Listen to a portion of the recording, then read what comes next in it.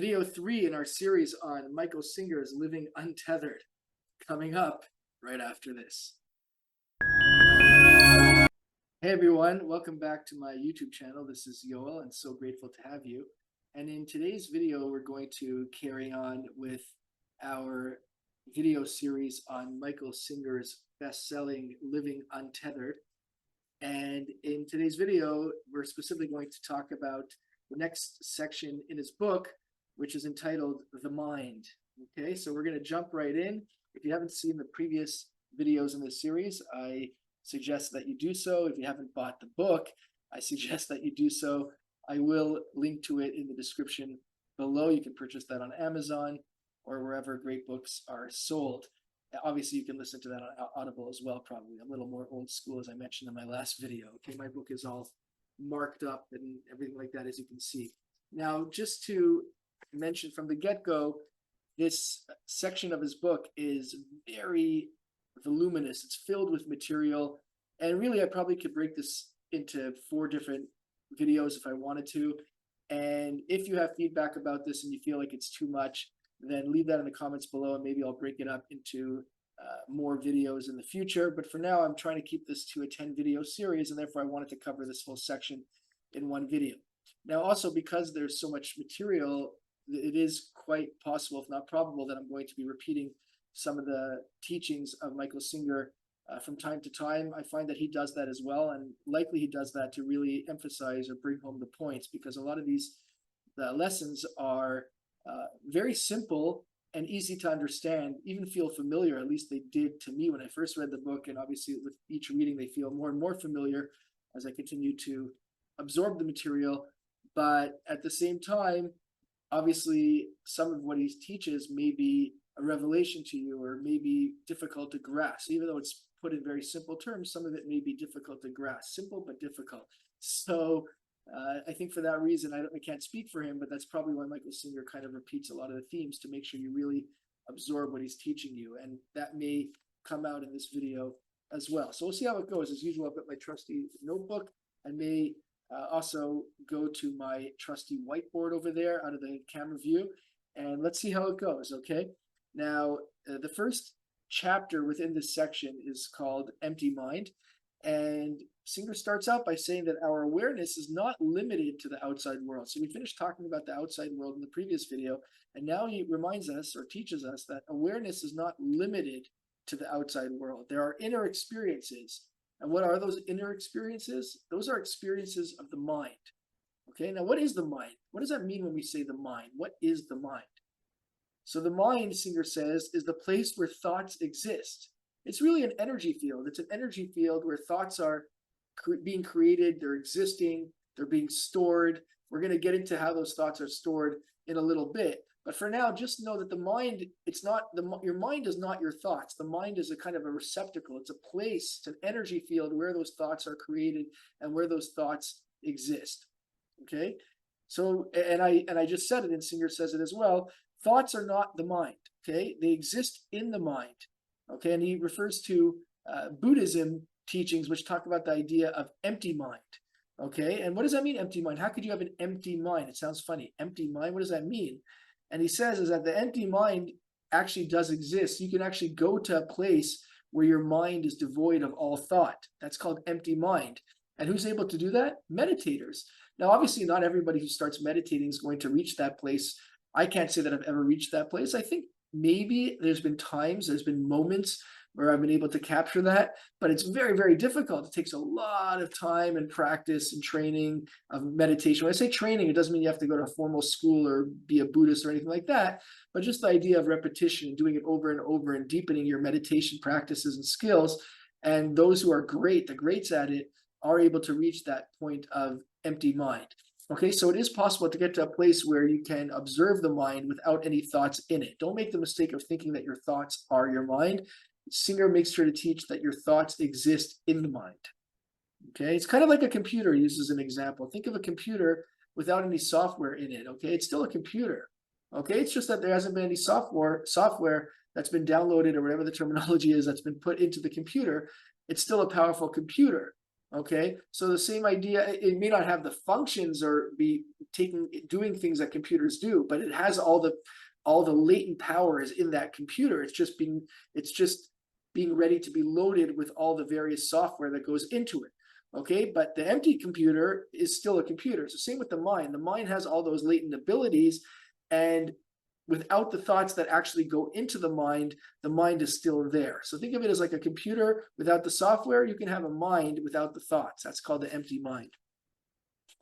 And the mind consists of all sorts of different sensory inputs, okay, Singer says, that start creating thoughts. So for example, we as human beings, we have sight and touch and smell and hearing, all sorts of different senses.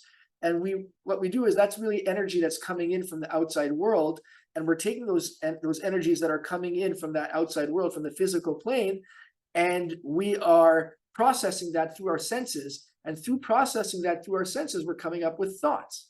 Okay, so Singer has another brilliant analogy. He says, think of watching a baseball game on television. Okay, your mind is focusing on the impressions that come in off that television screen. You're not actually at the baseball game. You're watching it being projected through the screen, through your senses, through your eyes, and you're putting together a picture for yourself. Okay, you're thinking about how that baseball game is being played out, but you're not actually at the game. That's just your senses that are perceiving what's on the screen, bringing it into you. So it's the same thing with how you perceive energies coming in from all around the world. It doesn't have to be a television screen bringing in a baseball game. Anything. If you're looking at this video right now, that's your senses seeing the energy from the particles that are coming through the screen, which consists of energy and atoms and neutrons and electrons. And again, as I've mentioned many times, I'm not a scientist, but that's really your senses that are picking up on what's being presented, what's happening on the physical plane, and it's bringing it into you, and then that's being converted into thoughts. Okay, and that's an amazing functionality, Singer says, that we have that ability through experience, through experiencing the physical plane coming into us. We have that ability to convert that through our senses, to turn that into thoughts. That's quite an amazing power. As Singer calls it, that experience that we have, that's really the nectar of life. Experience is everything. Everything is about experience. And consciousness, Singer says, is being aware of that experience. Okay, it's the knower who knows that it knows. Okay, so you're observing that experience. We have that ability to have an experience and then observe it coming in, to know that you know. And when you can be one with that experience that's coming in, and as you'll soon see, the issue is that we don't become one with it unless we work really hard to grow in spiritual development. And that's the purpose of this, one of the purposes of this book, okay, to grow in that consciousness. Okay, so Singer says, when you have that experience, and when you're doing, if we were to be doing things in a purely conscious way, then that would mean we would be one with the experiences that we're having. And he uses some examples. He says that probably all of us at one point or another has had moments of that pure consciousness. So he uses the example of, watching a beautiful sunset and just being in that moment, not distracted by anything, no thoughts getting in the way, just being in the moment, that sunset. The Singer actually talks about this. I had jotted this down in my notes, but he talks about this, sexual relations, the sexual union. Okay, that could be an unbelievably conscious moment in time as well, where you could really be one with that moment. And there's all sorts of other examples you can think of where you feel like you've been really one with an experience. Maybe it's watching your pet and just being completely one with that beloved animal of yours, where you feel that presence, that consciousness. So we have that ability to have that pure consciousness, to be one with the moment that we're experiencing. And what Singer says is that's a merger between the subject and the object. If you remember, we talked about, it may have been the last video or the first video, where he talks about the idea of the subject. You are the subject, you are the viewer, and then there's the object, what you're viewing. Okay, when you have that sort of merger of subject and object, then you're really experiencing pure consciousness. And this beauty of experience, Singer says, this ability to merge between the subject and the object is available to us if we can learn to accomplish it. Okay, and that's what he calls one-pointed consciousness. We have that ability. We are naturally built, if you will, to be able to experience that consciousness, to know we have an experience and to be one with that experience without any sort of outside distractions of the mind coming in. Okay, the problem, as we're going to see, is that we're not able to do that on a consistent basis, but we're able to, but we haven't because of our stored thoughts and patterns, and we're going to get into all that. But really, in terms of the way we're built and the way things can be and are meant to be, we're meant to experience things to its fullest and be one with it, and that's pure consciousness. So let's carry on into the next part of this section, the next chapter in Singer's book, which is called The Birth of the Personal Mind.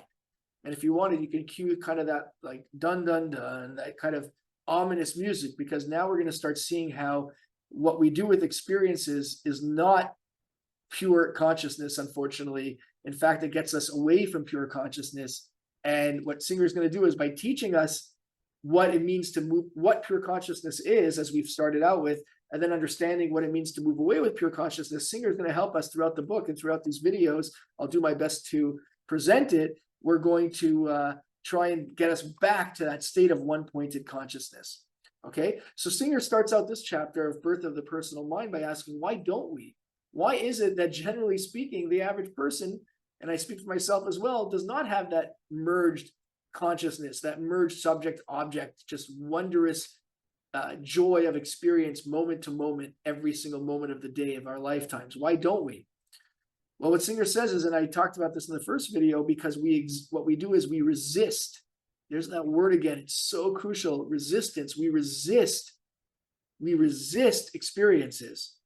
Okay. And the reason why we're able to do that is because we're given free will. We have choices. We have a choice to either accept something that comes in or to not accept something that comes in. And when we don't accept what's really coming in, what's happening, then we're resisting it. Okay. And what happens is we end up having what we call likes and dislikes. Okay. I like this. I don't like this. And really all that is a creation of the personal mind, Singer says. Okay. And what happens is, if you take, just to develop this further, if you take an object and you really focus your consciousness on it, okay, and really, really focus on it, and to the exclusion of everything else, not in a way of just observing the experience like a sunset, but you're just putting every fiber of your being into it, then what you're doing is you're impeding, okay, you're impeding that form's ability to pass through the mind. Okay, because what you're doing is you end up freezing it in your mind, okay, and rather than passing through, you're resisting it. Okay, and he gives all sorts of examples. He uses an example of a rattlesnake. You see a rattlesnake coming, you freeze in that moment, not just freeze out of fear, but you take that moment of the rattlesnake, and it's so terrifying to you. Okay, assuming you're scared of snakes. I'm sure many of you watching out here may say, I'm not scared of snakes, but let's say you're scared of snakes. That's the example that Singer uses. You end up kind of freezing on that. Rather than just observing it, observing the experience, you freeze in, you hone in on that, you distract yourself from the entirety of the moment, and then you stop it from passing through entirely because of that freezingness. You want to sort of run away. You want to get away from that snake, whatever the case may be. And this is an extreme example. And again, don't take from this video that I'm suggesting that you shouldn't take precautions to protect yourself. But we're talking about the idea of what moves us away from consciousness. And what moves us away is when we take that extreme concentration on one thing, as Singer will show you, whether it's because it's something that we don't want to occur, we don't like it, or even if it's something we like, as I'll get to in a moment, then what that does is that takes away from consciousness, because immediately we have a resistance to what's happening. We're not letting it fully pass through. We're not fully experiencing it. Okay. Oh, and as I just said, it's in the next point that Singer makes. This also happens when it's something you like.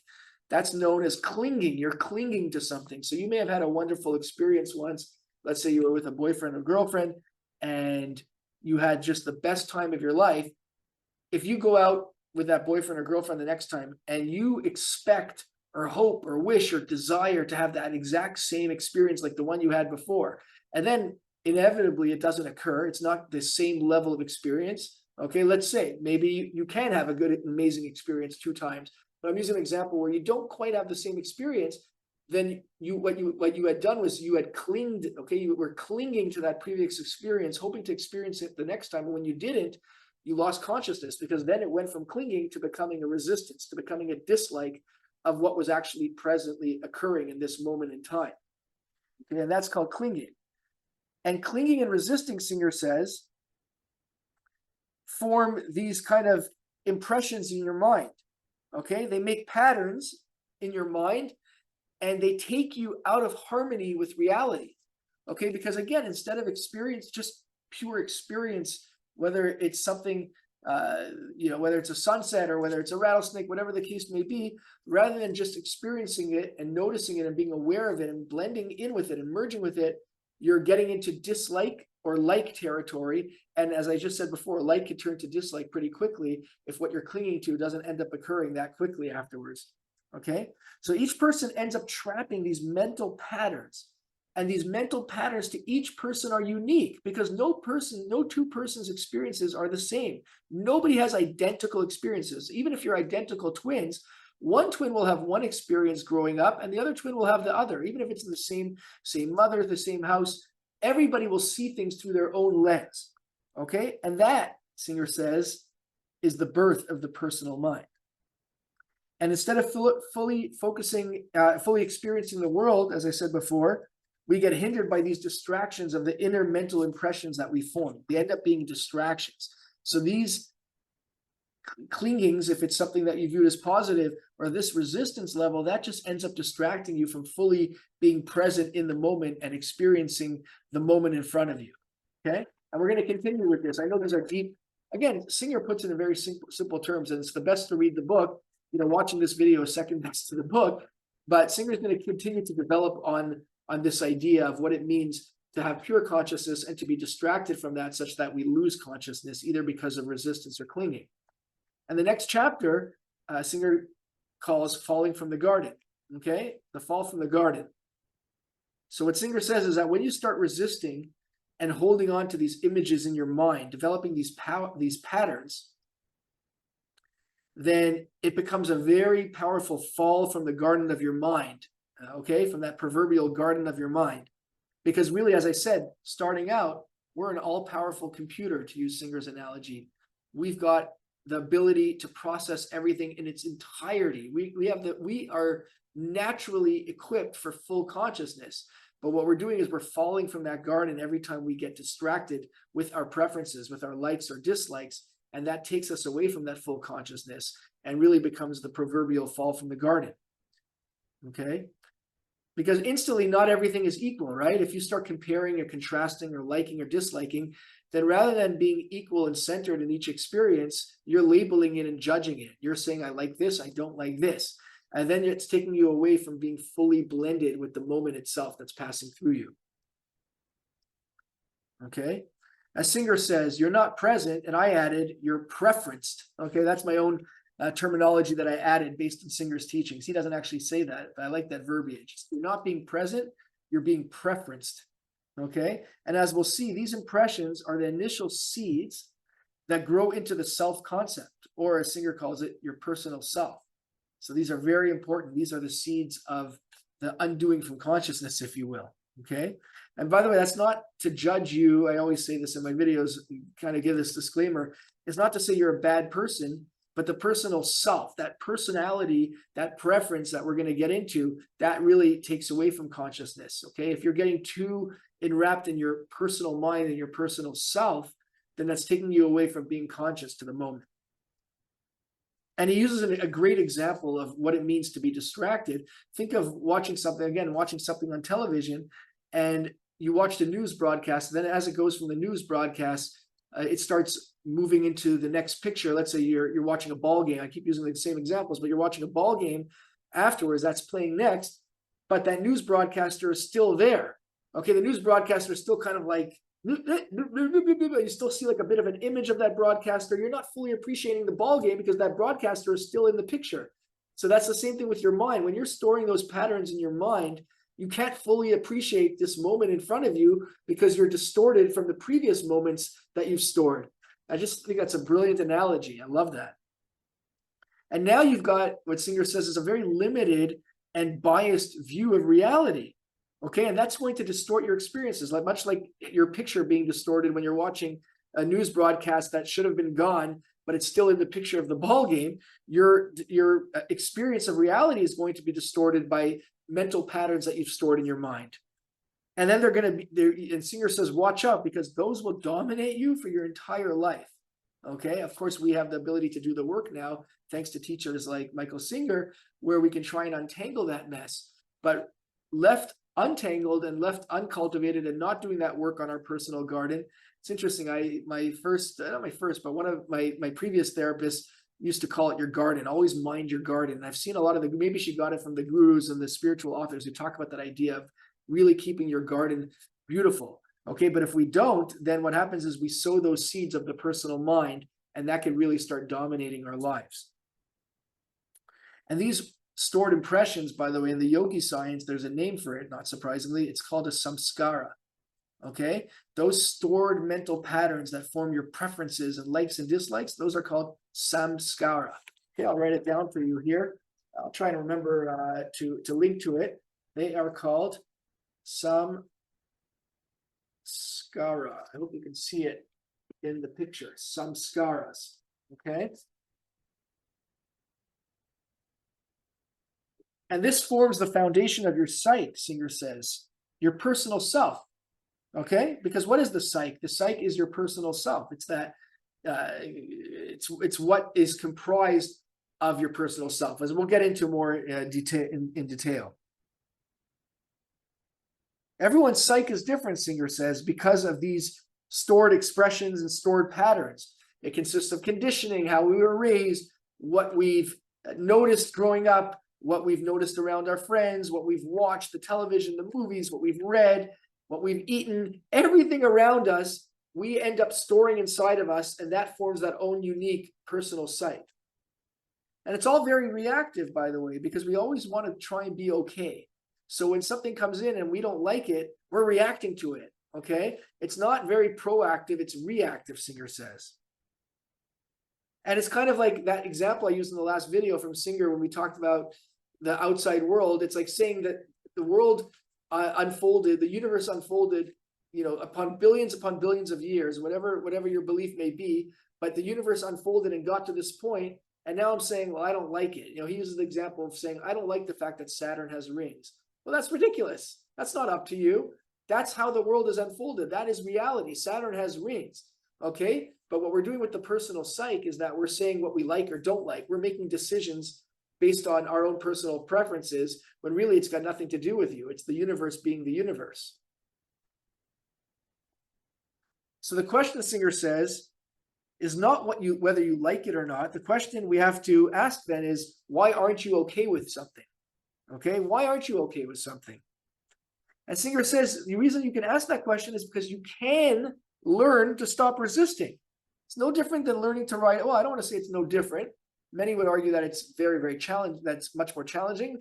But the point is that you learn to ride a bike. You learn to do this. You learn to do that. People learn to, build rockets. People learn to fly, aircraft, whatever the case, whatever complicated example. For me, anything scientific is remarkable. Okay, the fax machine, which is outdated now. But when, with a fax machine, email, the internet, whatever, I marvel at all of this. Okay, but the point is that just like you could learn all sorts of different skills and traits, you can actually learn, you can teach yourself to stop resisting. You can teach yourself spiritually as well.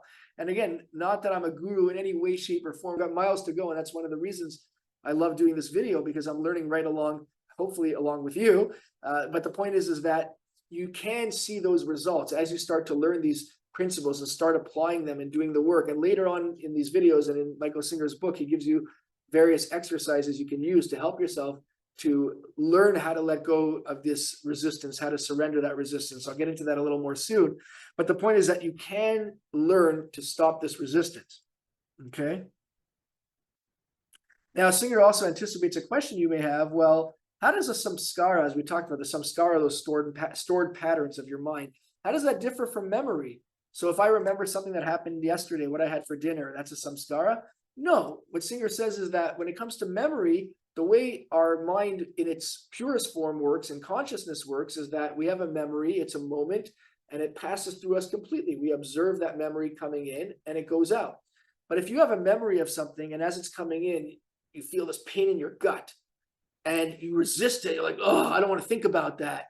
Then all of a sudden you've resisted. You haven't allowed it to fully pass through you because you don't like it. That's the difference. Okay, the samskara is where you're saying you don't like it. And he uses an example of an example that he says is close to home. And for me, it is something that's close to home. He talks about a bad divorce.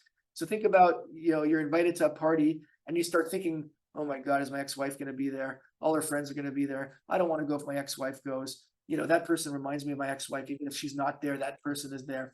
And Singer's like, what's going on? I don't know if this was an exact example, but that's the point. Like, what's going on over there?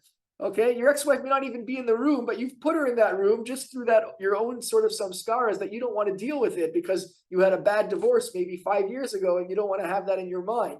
But really what you're doing is you're resisting those experiences. Whereas in its purest form, this may sound very unusual or very difficult to grasp, but in its purest form, even if you had a bad divorce, if your memory was in perfect functionality and you were in perfect consciousness, if that memory came up of that bad divorce, you would kind of even marvel at it, like, huh, all right, yeah, that's the divorce that happened 5 years ago. I know a lot of you may be incredulous, and I always remind you to really suspend your cynicism. If you are more of the cynical type, suspend that cynicism, but think about it. You do have that ability to take a moment in time to have an experience and to observe it from a neutral, fully centered, blended perspective. And I can tell you that from personal experience, and I'm no guru, but I've been able to have that with experiences that in the past I couldn't even think about. They were so painful. Now there's many experiences that I can look at as a conscious observer of them without having any sort of judgments or preferences or likes or dislikes about them. I wish I could say I did that 100%, far from it, but I definitely have experienced that. So I know what Michael Singer is saying is true. And really what he says is that when we are storing these patterns inside of us, really that's kind of like a virus in that computer example that we used. It's really kind of a virus rippling through because the program is not being used the way it's supposed to be used, to use the computer analogy. And that takes us to more in-depth discussion of what Singer calls in the next chapter, the veil of the psyche. Okay, so we talked about psyche a little bit in the forming of your personal mind. So what is the psyche? So what the psyche really consists of is 1, things that happened before, 2, what you wish would happen, and 3, what you hope may happen. That's really what the psyche is happening with the psyche.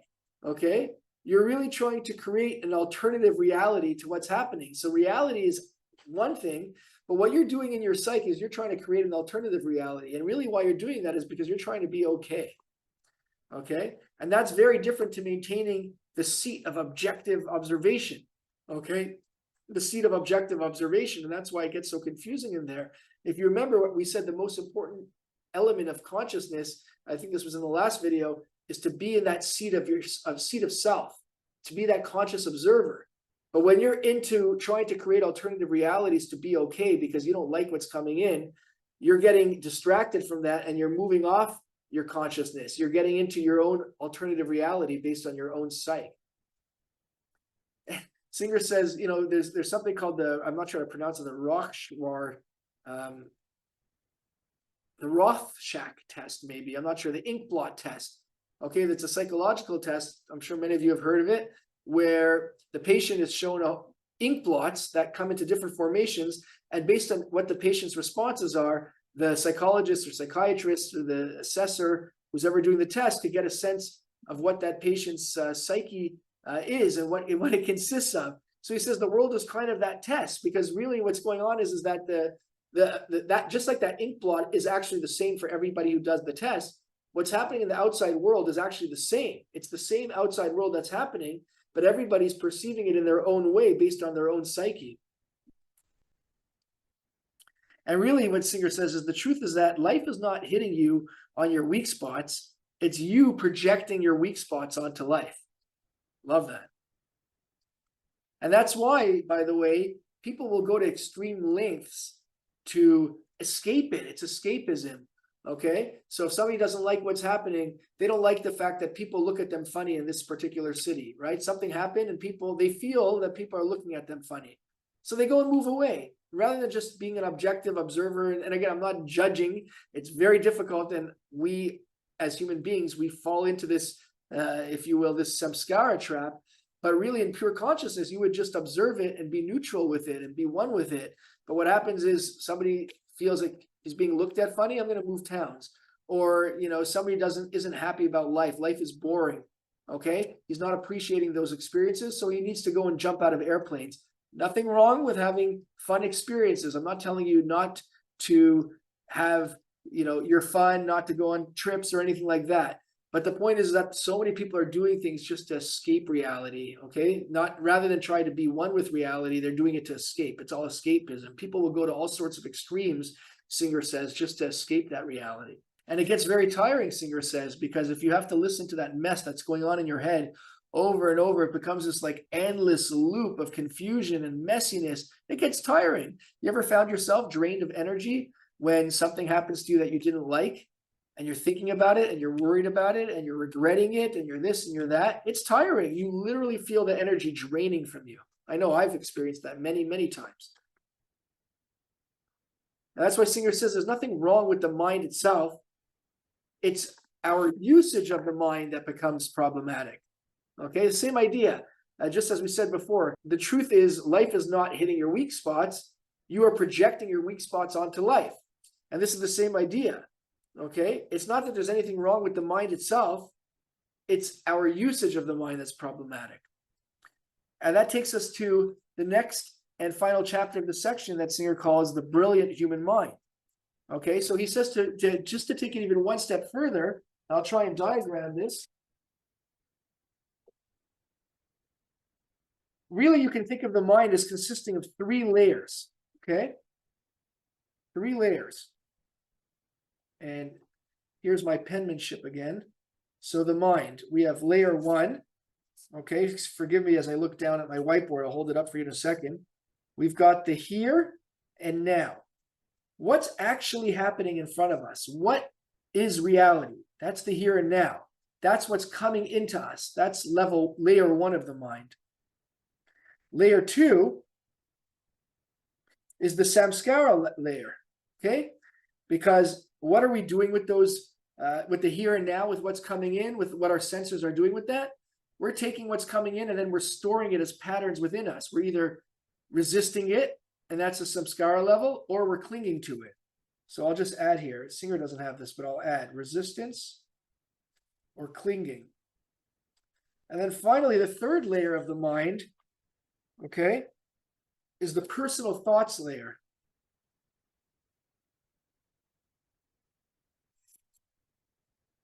That's us trying to resolve what we don't like as a result of our samskaras, okay? So we've got the mind, okay, and it consists of 3 layers: the here and now, samskaras, and the samskaras consists of resistance or clinging, depending on the circumstance. And then we've got our personal thoughts, which is us trying to reconcile what's going on based on the samskaras. And that reconciling, as Singer talked about again, may be going to extreme lengths of escapism. So Singer says if we use our mind to develop patterns of what we think we need to be okay, we are limiting ourselves to a life of serving our samskaras. That's how crucial it is to understand. If we're just trying to be okay all the time based on our samskaras, we are serving our samskaras. We're not serving life, we're serving our samskaras. It's really about strategy and tactics in such case. What can I do to be better? What can I, to get away from this thought? What can I do to get this person out of my life? What can I do to do this and that? Okay, when we're doing that, it's really about strategy and tactics. And what Singer says is then really what we're doing is we're at war with the world. Okay, now again, I know some of you, and I say this because I myself sometimes have these questions. Some of you may say, well, does that mean we're not allowed to make a decision? Like if I want to choose what job I should take? No, it's not about that at all. We get into that more in later chapters. As I said in an earlier video, Singer says, don't be weird about it. Okay, nobody's saying you can't make a decision, but you will know if you are practicing consciousness and you are focusing on the experience and what's happening before you, rather than serving your samskaras, you'll get better and better at observing it, and then you'll be better at making those decisions. You're not making decisions out of samskaras, you're making decisions out of consciousness. Okay, so put that on the blackboard for now if that is a burning question. It's going to be answered more. I hope it will be answered more and more with time. But if not, that's a discussion we can always have. You can always put that in the comments below. Okay, but the point for now is that if you're making decisions based on how to be okay because of your samskaras, you're serving your samskaras. And really, as Singer says, again, you're at war with the world because it's all about tactics and strategies. And what Singer reminds us is that this moment in front of you is really the result of what's happening in the outside world. It's not about you. It's got nothing to do with you, as I talked about in the last video. Your preference, though, your preferences, that's born out of your past experiences, things you couldn't handle, things that you stored as samskaras. What Singer says is, it's funny, your personal mind thinks it's right. Okay? You actually think that the universe should be the way you want it to be. But here's the thing, you will never ever beat the universe. That's the irony. But your mind will have you convinced time and again that you're going to beat that universe. Okay? And you're going to do this, and this is going to change that. Or I'm going to do this, I'm going to say this. No, it's not about that. What it's about is getting back to that place of where we were meant to from the beginning, of that pure consciousness. And as we go through the book and we go through these videos, we're going to learn just how to do that. Okay? But for now, this concludes the discussion on the human mind. And developing on that, Singer is going to talk next about the idea of thoughts and dreams, which is really fascinating. I'm very excited to be presenting that to you in the next video. But for now, I hope you got a good, or at least better, understanding of what it means when we talk about the idea of the mind, what the mind is, what it consists of, what our thoughts are, where our thoughts are, why our thoughts can create so many problems for us, the idea of resistance and clinging, forming samskaras, we trying to be okay, preferences, liking, not liking, fighting with the world, the world and the universe really becoming a place of war as opposed to a place of consciousness, not being present in the moment, all sorts of things that are happening as a result of that personal mind, of the psyche, and just how dangerous it can be because we start serving those things as opposed to serving what's really in front of us and serving the moment and being one with the moment. Okay, I'm not going to go through the entire video again. That's a bit of a synopsis of some of the things we spoke about. Of course, as I always say, your feedback is very welcome and encouraged. Questions are encouraged. It not only helps the viewers learn from your questions so I can share it in a future video, it helps me as well personally. So selfishly, I ask you for your feedback so I can learn from your questions or your comments or your thoughts. Speaking of thoughts, I'm sure you definitely have thoughts, and I would love to see that in the feedback. As always, I would be grateful if you took the time to hit the thumb up button to like the video, as well as to subscribe to the channel. It definitely helps me. It helps you as well to also not miss a future video. And by the way, if you have other interests like I do, I have a lot of videos on pop culture and film and television and movies, and you're welcome to check that out as well. But I hope you are enjoying this course on consciousness, on Michael Singer's amazing book, Living Untethered, and I look forward to seeing you at the next video. Hey everyone, hope you enjoyed that video. I'd be grateful if you subscribe to the channel. You'd not only be helping me, you'd also be helping yourself to not miss a future video. Your comments and feedback are always welcome, and don't forget to hit the actual like button on the video as well. Looking forward to seeing you at the next one.